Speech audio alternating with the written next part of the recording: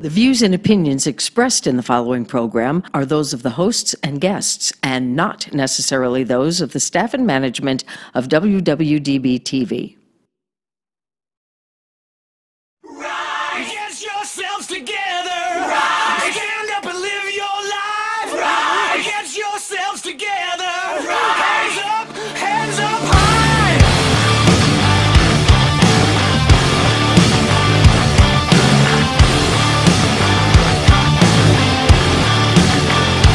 Hey! Show. I am Joe Peroni. And I'm Heidi Mancini. And we want to thank our sponsors. We're going to take a few minutes for this, so just bear with me, Joe. We want to thank Joe McDonough from McDonough Family Insurance Agency here in Las Vegas. They're a sponsor of the Rise Above show. Their address is 3665 South Fort Apache Road, Suite 105, Las Vegas, Nevada 89147. The phone number there is 702-684-6989. And the email is joemcdonough@allstate.com. So if you're looking for life insurance, car insurance, any type of insurance that you need for your family, yourself, McDonough Family is the place to call. So you want to give them a ring.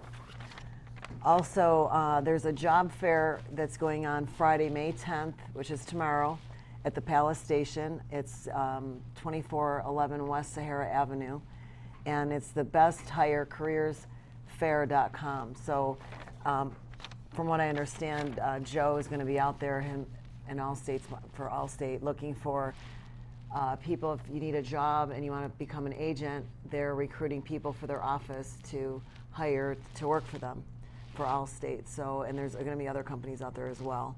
So it's a Las Vegas job fair. So we're announcing that. And you can register right now and through Friday for the job fair. And then we want to thank Jay Jung from City Athletic Club. He's also a sponsor of our show, The Rise Above.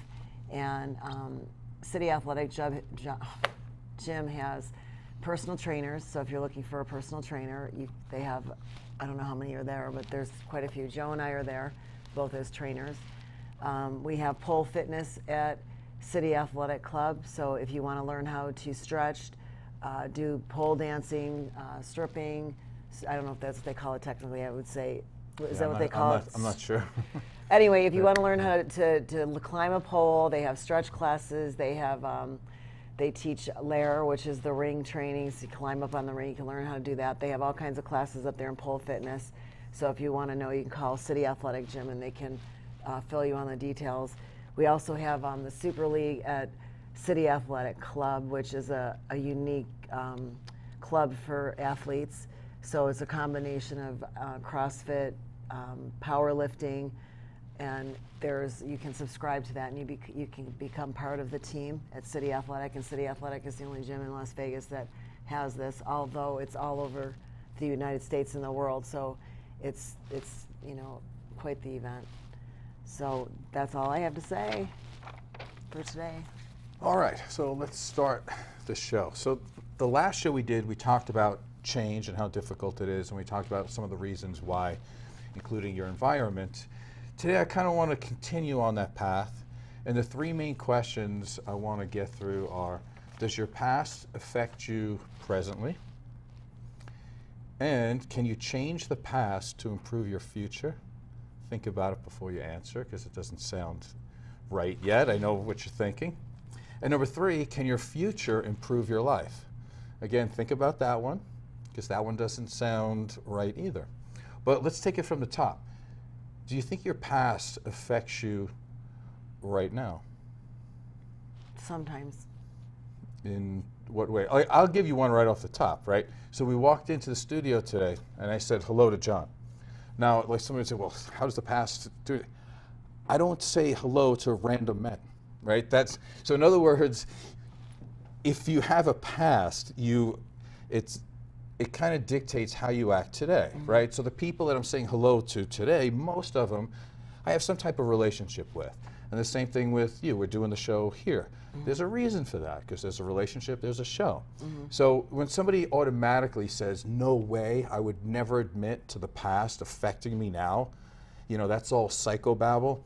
let's start with the basics. You go to the same house every day. You probably eat the same food every day. You say hello to the same people every day. So your past absolutely will dictate. Like, I can, with great accuracy, tell you what you're going to do tomorrow, just based off of what I know about you today.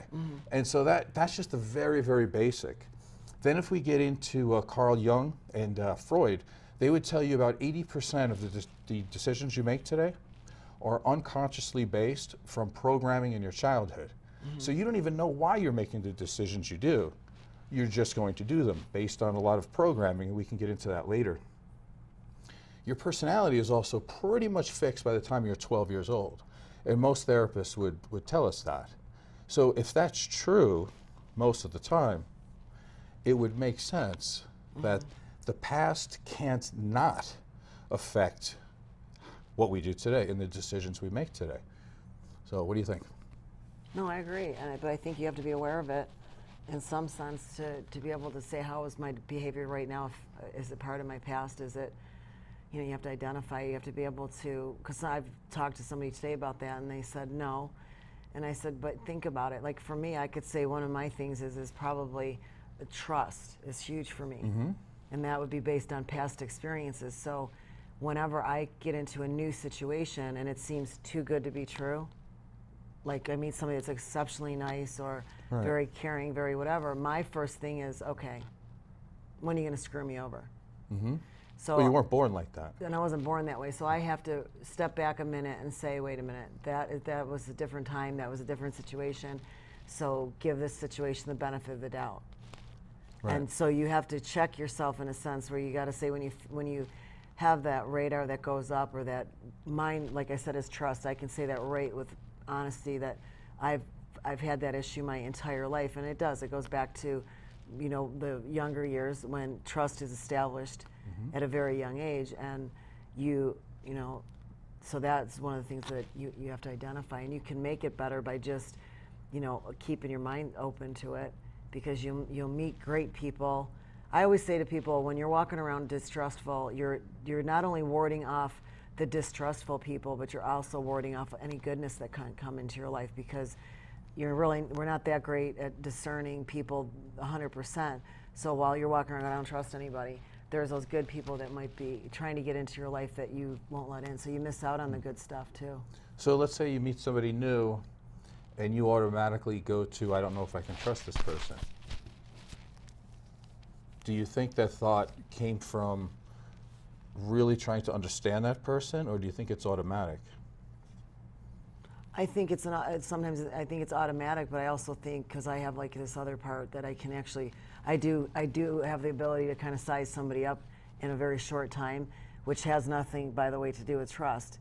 So there's a combination of things that go there. Yeah, if my initial thing is I can't trust this person, usually it's because there is something there with their mannerisms, and maybe the way they're looking away. There's different things I usually watch. I watch the way they move.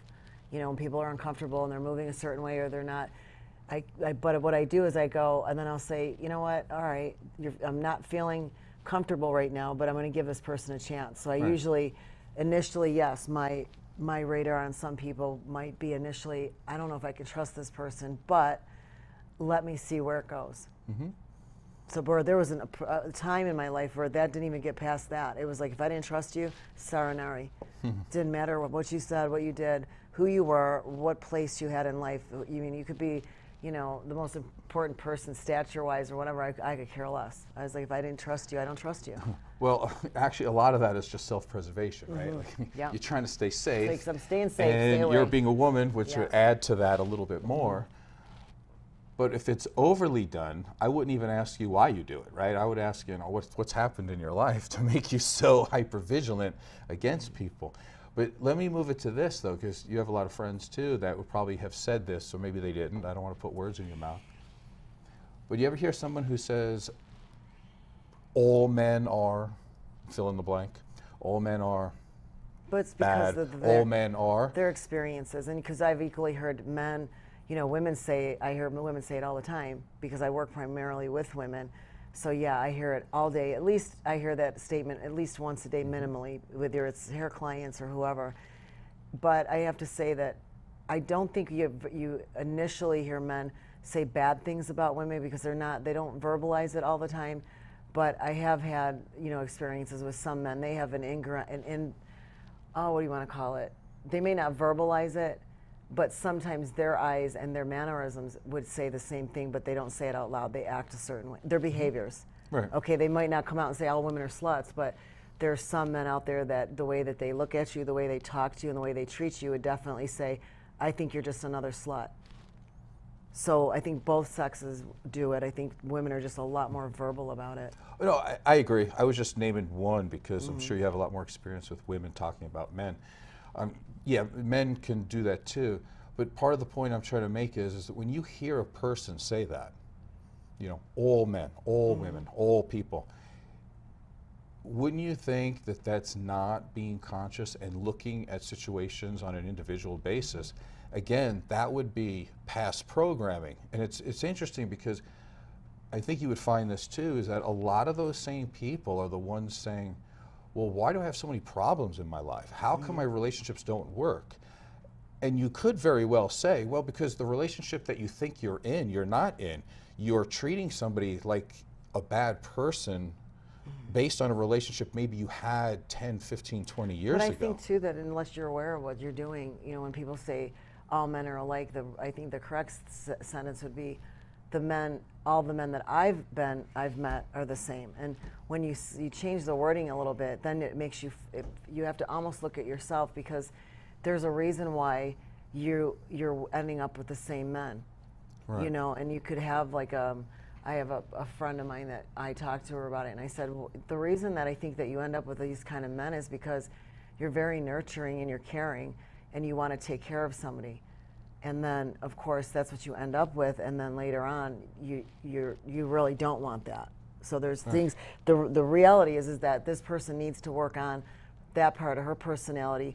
Why does she feel that she needs to do all those things to make somebody like her, when the reality is they either like you or they don't, and it shouldn't be based upon, but it's hard to, I don't think most people are aware of their stuff, or and in some cases I don't think they want to become aware of it. They're okay to be, if you can get by in life and never have to be accountable, there's many ways that people can do that. They can do it by avoiding relationships. You'll never be accountable. If you say, I don't ever want to be in a relationship again, so that means that you never have to be accountable for your actions or your behaviors, or be aware of what you might be. You're part of the problem just like you're part of the solution. If you have, money, a lot of times you can just skate through life and go, well, I don't have to really face anything because, I can always dig my way out because I have the financial backing for that. So I think many times people go through their lives, they will continue to say, I'm the way I am because of my past, period, ... And don't do much to try to change it. No. Or I think a lot of times they don't see it. Like, let's go back a little bit, because I think what you said can, a lot of people have been through it. We can talk about a person who wants to nurture and take care of another person in a relationship. And who wouldn't want that, right? Like, we all would want to be nurtured, number one, and the person doing the nurturing, they could easily tell you 100 different ways of how awesome of a person they really are.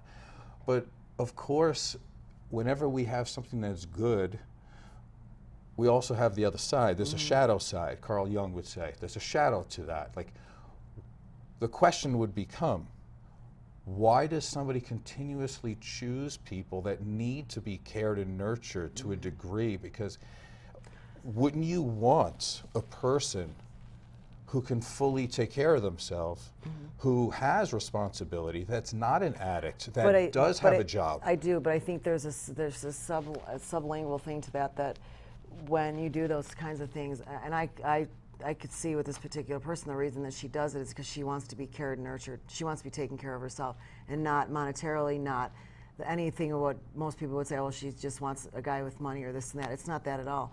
It's that she wants to be really loved and cared for, and because her brain as a kid, it got a little mixed up. She has this thing in her head that if I take care of this person, it could be a woman, a man, a kid, it doesn't matter who it is. The thing is that she's going into it with expectations that are subconscious, that she's thinking, if I do all these things for this person, they're going to love me back and they're going to give me the love and nurturing that I didn't get when I was younger. So again, yes, she's going about it kind of the wrong way to go about it is don't go that way. Don't try to take care of somebody else. You need to go back into your own life and look at why you feel the way that you feel. Why do you feel not loved, or why do you feel that you deserve to be around abusive people? You know, why do you feel that way? But we don't, you know, as a society, most times people are spending time blaming other people, and it's really, really difficult for people to look at themselves. It's really difficult to say. You know, especially in this case, I don't mean to, I don't know who you're talking about. There's I'm not talking about anybody in particular. Right, but that's what I'm trying to say. I am, but I'm not, because I run into a lot of women that say a lot of the same things, all day long. And but when you know the women's backgrounds, or you know them, because most people don't. I wouldn't know your background if I didn't know you. So we do have these assumptions on people when people talk and they do things that we go, what the frick is wrong with that person? They're always so fucked up, or you know, whatever it is. But it's because you don't really know enough, and they don't know that their present behavior is something that they're dragging from the past into the present. And if they could look at the present and say, all right, we said before, let's reframe it. Reframe. The way that you perceived your childhood, let's go back a little bit. Okay, maybe you were abused as a child. Maybe all these horrible, yes, they happened. If that's what happened, that's what happened. But instead of going through and more or less the victim mentality that, well, this happened to me, what do you expect? Okay, this happened to me, but look at me now. You know, I went through all this, and look at me now. I'm a successful business person. I'm a mother. I'm a wife. I'm productive in society. I get up every day and I go to work. You know, if you can reframe that abuse or whatever to say, well, look at what I'm doing now, because whatever you're doing now, if it is a good thing, whatever you perceive good to be, it is going to affect your future. Absolutely. Let me go to this other part, then I'm going to throw in something a little more personal for you, because I don't want to act like I'm talking about other people. Yeah. In a very generalized way, this is very, very normal, to where people try to give so much that they'll say, well, how could somebody not love me and give me love back, because I do so much? And then when it doesn't go correctly, because they keep choosing the same people, here's the first part of it. If you're going to keep giving, giving, giving, without expecting anything back, in other words, a non-reciprocal relationship, what happens is there's a lot of predators out there. If you want to use a nicer word, let's say narcissistic people. And if you're willing to give, they're willing to take. And if you have more to give, they'll take more until you don't have anything left. And then what happens is that the person who's doing the giving, they're going to get really angry and say, I am such a good person. I am so valuable and moral, and I can't believe somebody would treat me like that. And then here's the sad part that's really hard to say. And then I'll say something else, because when I say it, it's because I had to say it to myself, okay? So don't think I'm throwing everybody under the bus. I'll throw myself under. It's a false sense of morality. It's not a higher sense of morality to keep giving to people who give you nothing back, because you're really not giving out of the goodness of your heart. You're giving because you're hoping that they stay with you and you're afraid that they'll leave. That's the essence of codependency right there. So when someone has these issues, and most people do, in order to fix it, we have to go to the past. And so the question becomes, can you change your past to improve your future? Now, if we're talking literally, no. That's your answer. No. Okay, there's no drama there. The answer is no. But truthfully, you can change your past, because it's how you perceive it and what you've learned from it. If you haven't learned anything from it because you refuse to look at it, because you want to be the moral one, well, then you're going to end up in the same place you were before, and no change happens. And this is why we're doing 2 shows in a row about how to change. Part of it is to look at what the situation is and really look, no matter how much it hurts. And you can keep looking for years and finally find something. Sometimes it takes a lot, because maybe you were very young and you didn't know how to put words to the situation. Maybe you didn't know what it meant. I was thinking about this. You want me to tell you this story? I never told it to you, I don't think. Sure. You ready? I was thinking, why am I the way I am? Well, there's a lot of reasons, but there's one particular one I was thinking of. My parents were married during this story. I probably was about somewhere between 4 or 5. I actually remember most of this, not all of it. And my parents went with another couple to have a second honeymoon.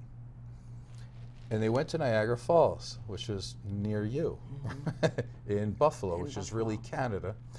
But we'll talk about that later.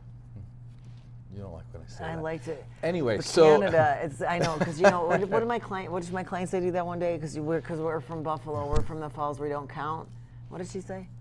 I don't remember. She said actually. something. It was a good answer because she said, "Oh, we're the good part of New York," or something. I don't know what she said, but anyway, you always get that because we're not really from New York. So my parents came back from Niagara Falls, and I don't know what Niagara Falls was. I was a kid. All I knew is that my parents were gone and they were on a fun vacation. I wanted, like, when my mom came home, I was like, I wanted to get like a stuffed toy or something, you know, like, hey, what'd you get for me? You know, I was so happy. I'm grabbing my mom, and you know, my mom was, you know. And this is what happened. She hands me the thing of like postcards with like in like a little binder so you can flip them to see the colors. I'm a 4-year-old boy. I wanted a ball. I wanted like something I could break, so a toy, something like an animal, like, you know. And this still hurts me to this day. This is how it affects a young child. And this, I had to think about this. This happened about 48 years ago, and I still remember this. I'm almost embarrassed to say it. Now, when you're an adult and you say embarrassed, the child says shame. Remember that. So me now, I'll say, so I grabbed it, and I looked at my mom like I hated her, like, this is not what you get me, you know? And I ran down the hall and I went to their bedroom and I threw that thing as hard as I could against the wall. Wham! And then I picked it up and I threw it again. And I was trying to, like, you know, because it made that plastic sound, and I don't know what I was trying to do, but I was really angry. And I'm like, you know, you don't love me, you don't love me. Then it happened. Okay, so you got the crap beat out of you for throwing the thing across her nose. No, that would have been better. Honestly, I'm just kidding. No, that's what my mom would have done. Well, you know, it's funny though. I wonder what would have happened if she did, because that could have been better, right? Maybe, I don't know. Wait until you hear the story. So, my father was nowhere to be found, because he probably thought, what is, you know, fathers don't get involved in that. It was just a dumb kid thing. My mom comes in the room, and she holds me, and she was crying. My mom was crying. I hurt my mom's feelings, right? Like, hold it. I'm the 4-year-old. I'm the one who's supposed to cry. You know? My mom was so upset. She's like, I'm so sorry. That's all they had there. It was a place only for adults. They don't have toys. They only had pictures. And in a sense, I could learn 2 things, right? Like, the first lesson would be grateful for what somebody gives you, right? That's the lesson, right? That's the real lesson. And you know, still now, like, I have never had, well, that's not true. In 1984, I had a drink, like a full one, like in a glass, you know, like a full one. Did you get drunk? I don't even remember. No, but this is 19. Did you get drunk? But yet, still to this day, people for Christmas will give me a bottle of wine, and I'm like, I say thank you very much, because I remember my mom crying, like, when she gave it, you know? So I'm always so grateful. I'm like, you thought so much of me. I'm like, really? You know, I never drink, right? Like, ever, you know? But I'm still grateful that they even thought of me, and they actually took the time to hold something that weighed something and handed it to me. But see, that's the good part. Let me tell you the negative. The negative is that when you're 4 years old, you shouldn't have the responsibility of worrying about how your parents feel. And it's a very tough situation for a child when you have to manage your own parents' emotions because they can't handle theirs. So now I'm 4 years old, and I was afraid to talk. I was afraid to say what I wanted or what I didn't want, and I didn't have my first day of school yet. So when you think about that, okay, fast forward. I'm in a relationship with a girl. Who's the codependent? What is codependency? Part of that is to manage other people's feelings. So if somebody else feels bad or they don't like something that's going on, I'm like, don't worry, I'll fix it. I'll fix it. Whatever you want, I'll fix it. Well, why am I good at that? Well, because I started when I was 4. Right? And the relationship I had with my mom in some ways was very great, no doubt about it. But then when my father left, who do you think was responsible for making my mom feel okay, not to cry? Which she would do, obviously. And it's like, hold it, what does a 4, 5, 6, 7, 8, keep going. What does a young boy do?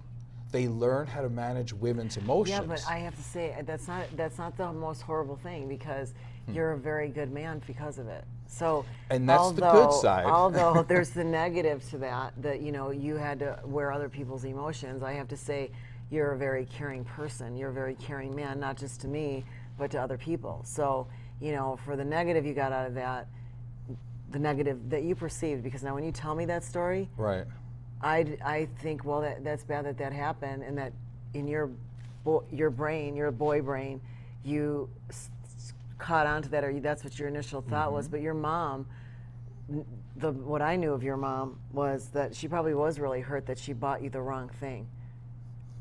Well, I mean, do you know what I mean? Like, she probably I was 4. like, it's not like I'm giving her orders. Saying, I know, but I'm just saying, I think that she truly was upset in her own way that, oh my God, I let my son down.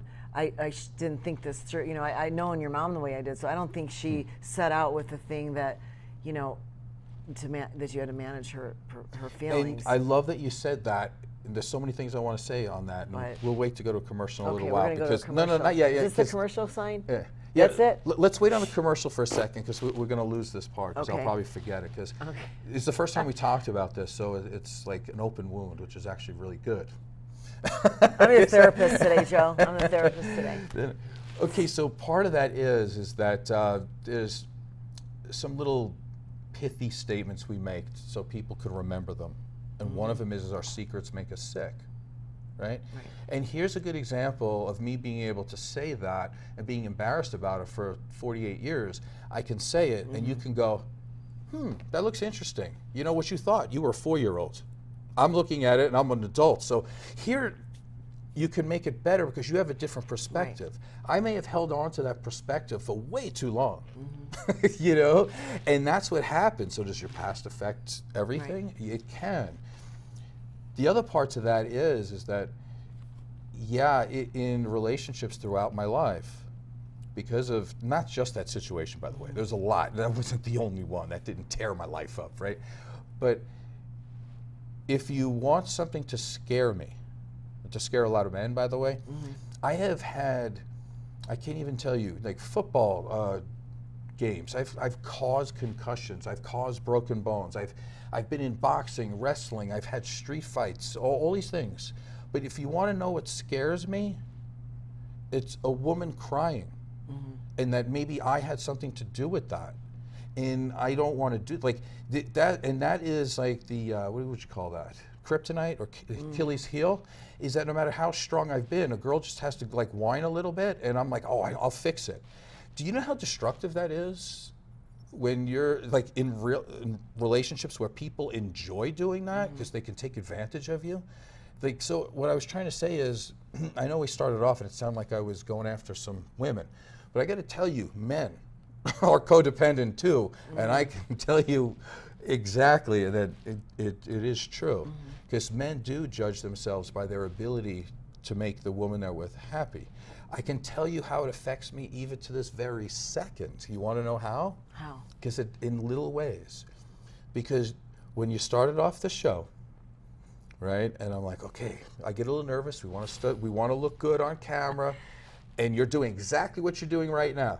You start wiggling like this, the show, and I've watched these shows, and they're hard to watch. Honestly, they're hard to watch when somebody's doing this, and I'm like, I don't want to hurt your feelings. So I kind of gently want to do this to stop you, and then look back, and then I would, but I'm like, your feelings in the moment are more important than the show to me. So I didn't say anything. So we'll go back over the show next time, and I'm going to be like, yeah, there. And I let it go. Of course, I mentioned it now. But I'm telling you, even at almost 53 years old, if you were a man, I would have just said, stop. That's what I would have done. If it was John, I would go, what are you doing, man? It would have been over. But because you're a woman, and because I care and I do not want to hurt you, I just let it go. You know, and that's I had 48 years of practice. Anyway, we're going to go to a commercial. We'll be right back after this. I'm the world's worst cleaning lady. I'm here in your home having a pretty spectacular Tuesday. But I don't notice the loose rug at the top of your stairs. And that's about to become an issue for me. And if you've got the wrong home insurance coverage, my medical bills could get expensive. So get Allstate.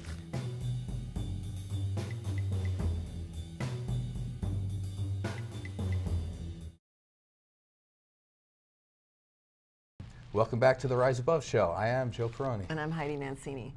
And I have to ask you, Joe, why does it bother you that I go like this in my chair when I'm on the air? Why does it bother Why does that you? disturb you? Okay, I'll tell you the exact truth. Okay. It doesn't bother me per se. Like, you can wiggle around all you want. But I do care about the product of our show. I do.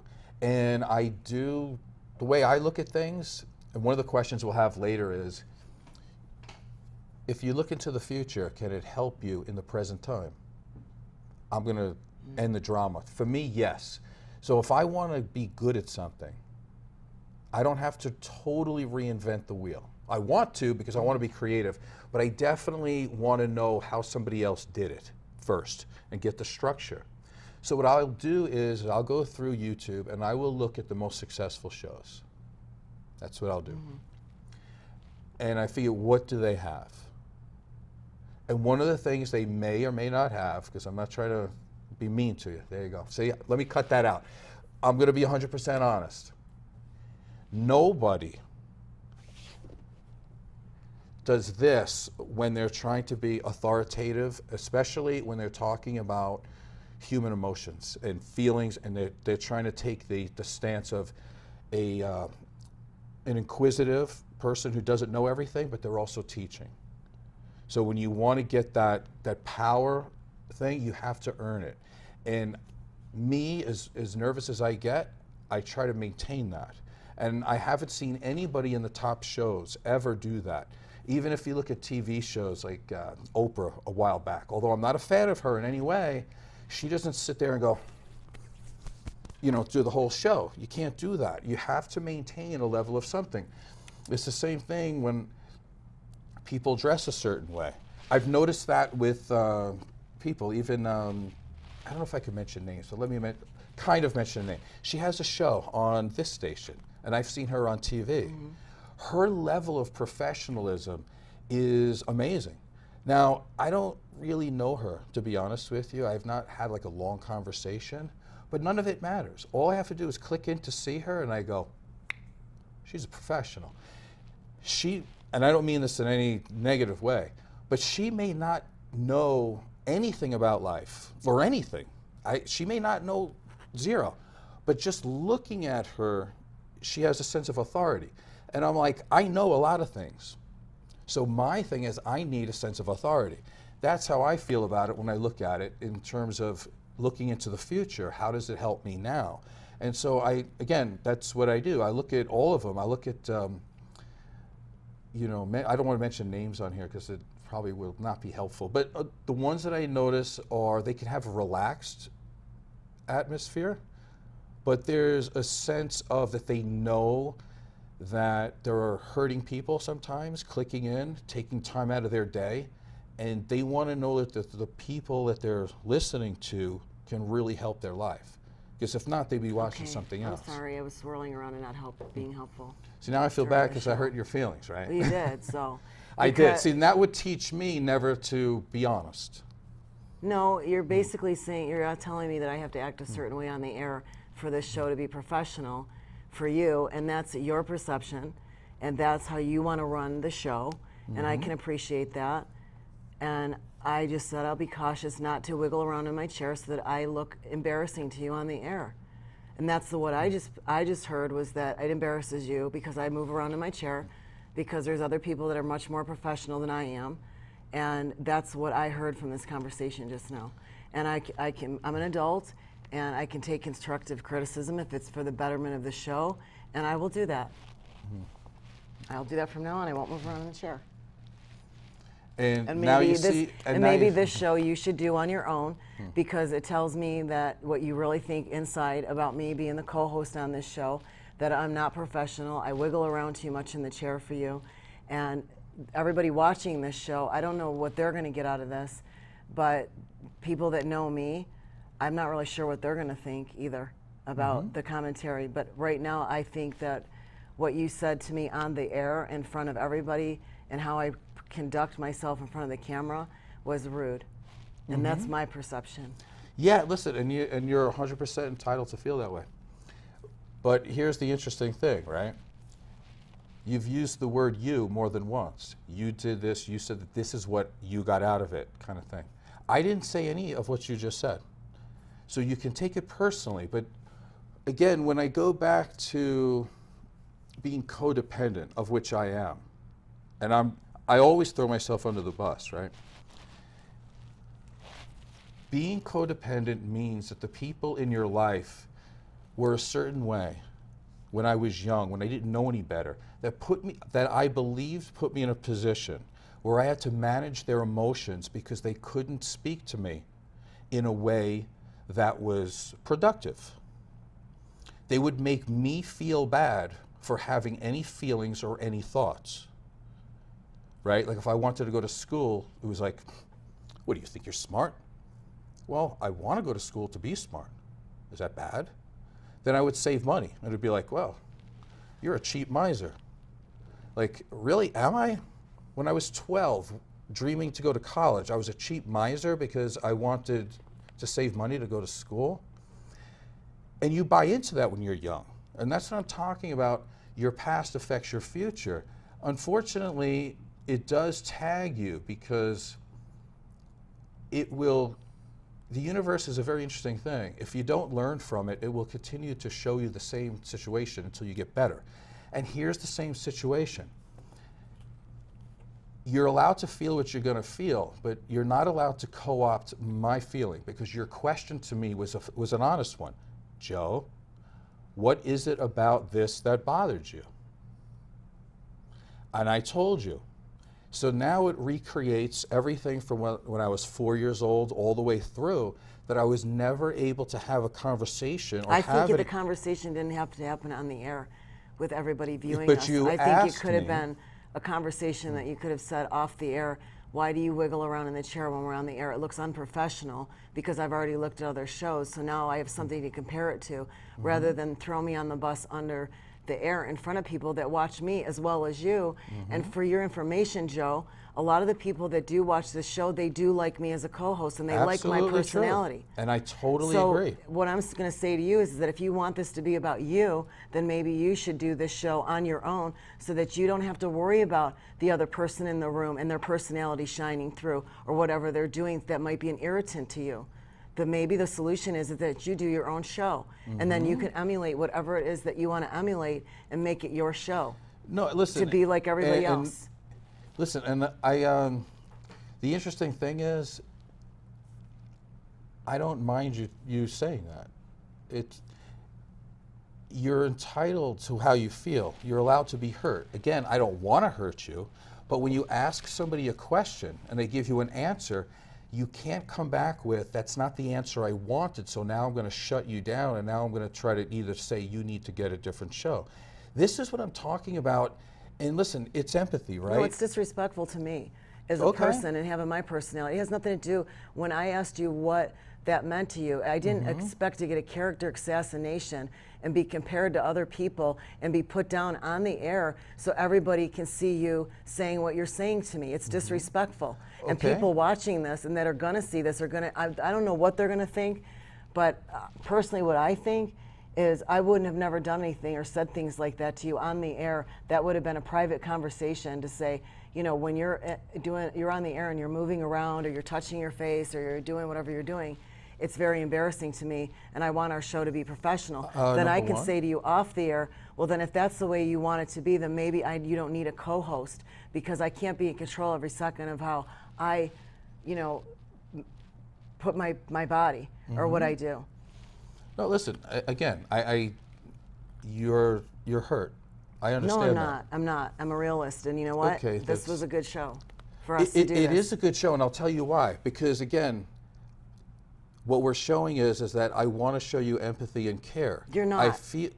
Well, you keep saying that because you want me to give more, but No, I can don't. only. I heard you loud and clear. Please don't move around the chair because it makes our show unprofessional. We don't look professional because you are moving around in your No, chair. I do it too, That's and what I've I told heard. myself to stop. And I will tell myself not to do that. I will sit behind the chair and I will do the show the way that you want the show to be done. I can listen very well. Right, but again, empathy means putting yourself in somebody's shoes. I know you're You hurt. did not put yourself not in my even allowing shoes me just to now, speak, Joe. and When that's you went off on interesting. your tirade about the other shows that you've watched, not a especially tirade. another woman, whoever it is, you said she's very whatever. You did not have empathy for me in those words. Your empathy right then and there was about your voice and what you wanted to hear. You had no empathy because if you did, you would have not assassinated me on TV and made me feel hurt on TV. I'm sorry, and you just said, I know you hurt me. You know you hurt me, so you know that. So you know what? I don't care. Done. Whatever. We'll do things your way from now on, But Joe. here's the Because it's Joe's show. But here's the it's your show. But here's the interesting thing. When somebody is asked a question and they say that they don't want to hurt somebody and they say it,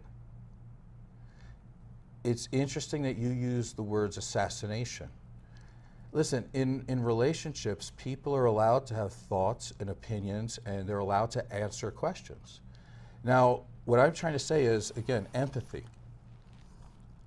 I'm always worried about how you feel. I'm always trying to do that in terms of people, No, right? you're not. Because if you were, you would not have done what you just did on the I air. know, but you said would that- have you would have let it ride. You would have said, I "Oh, understand are you that. nervous that you do that? Whatever." No, you go into this big tirade about how you watch other people's show, you compare our show to their shows, how somebody's professional, how we're not, or I'm not specifically, because you didn't include yourself in that, in your mannerisms. And you know what? Good for them that they run a professional show and they're successful and we're not. That's basically what you're saying. And what I heard was, because my gyrations in the chair, whatever I'm doing in the chair, it's not professional.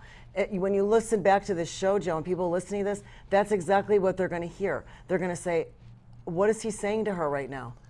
Right, but with You went on to compare me to other people that I'm not professional. You didn't just leave it at, stop moving in your chair, it makes me nervous or whatever. Or if that's how you really felt about it, that could have been a conversation off the air. You embarrassed me on the air on our show.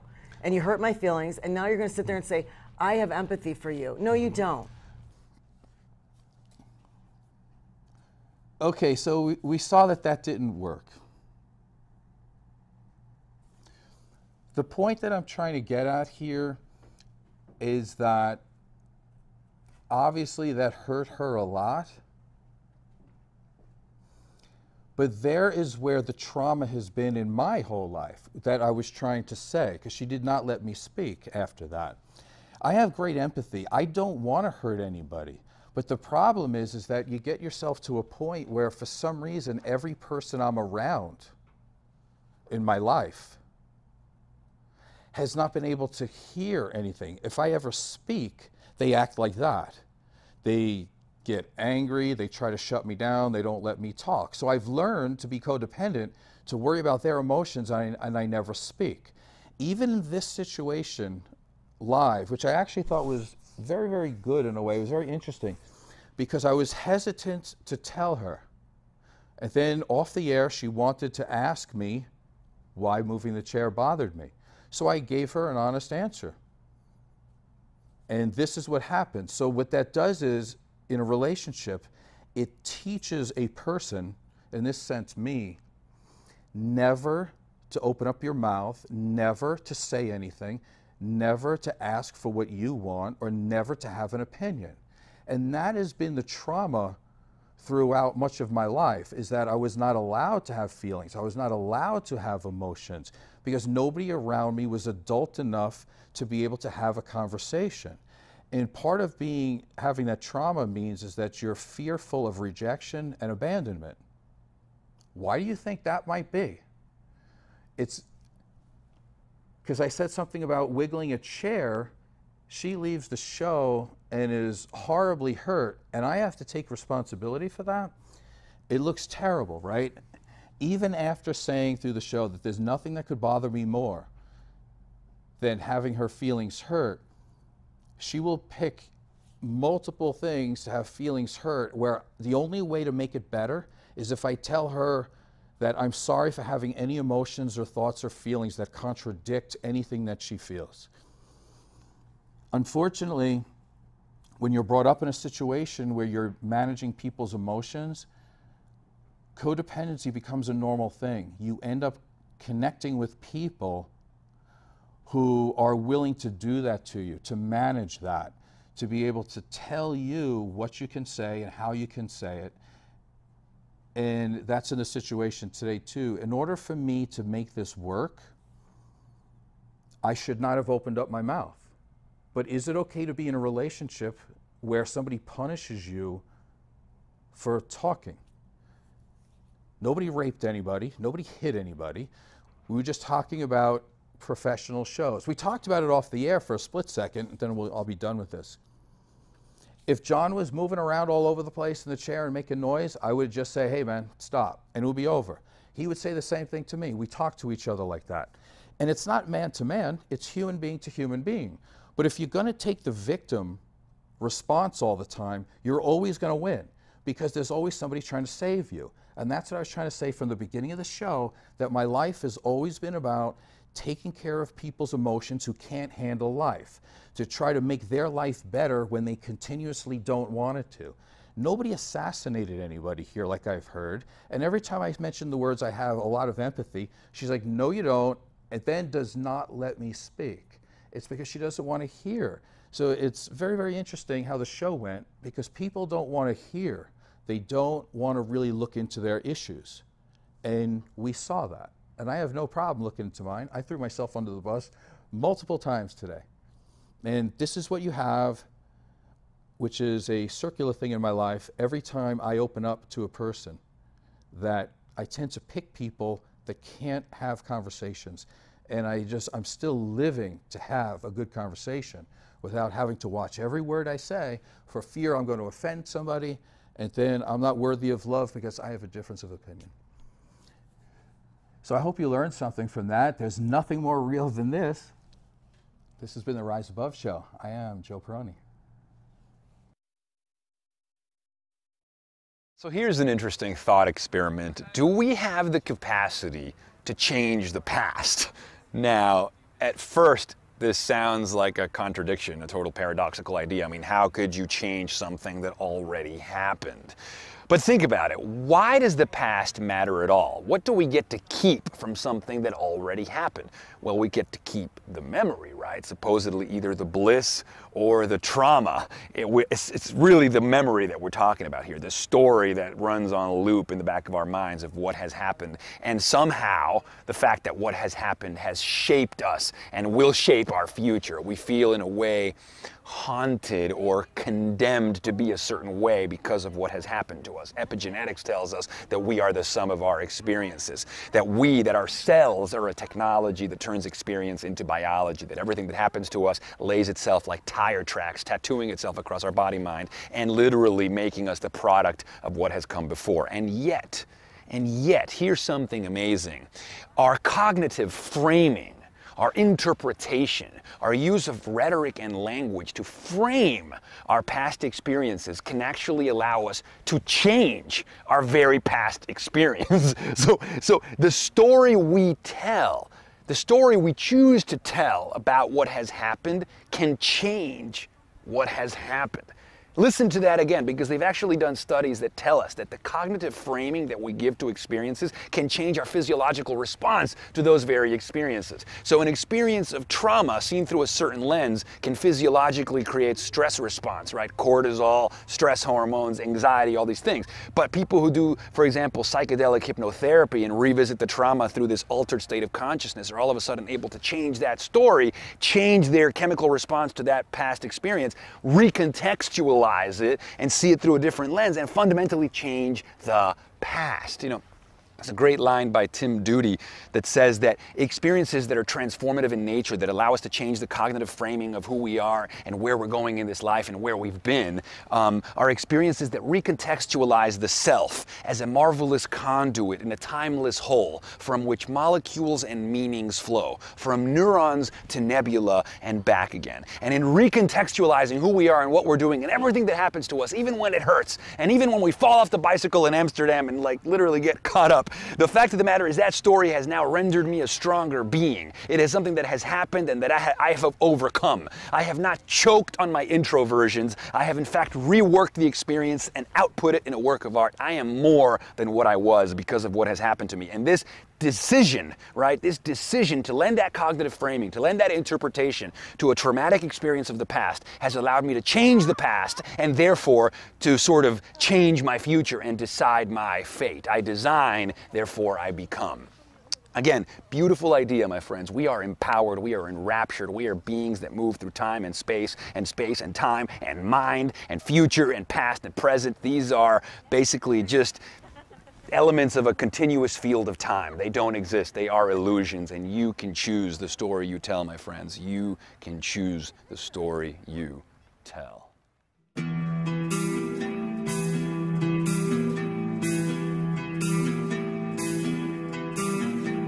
Wow.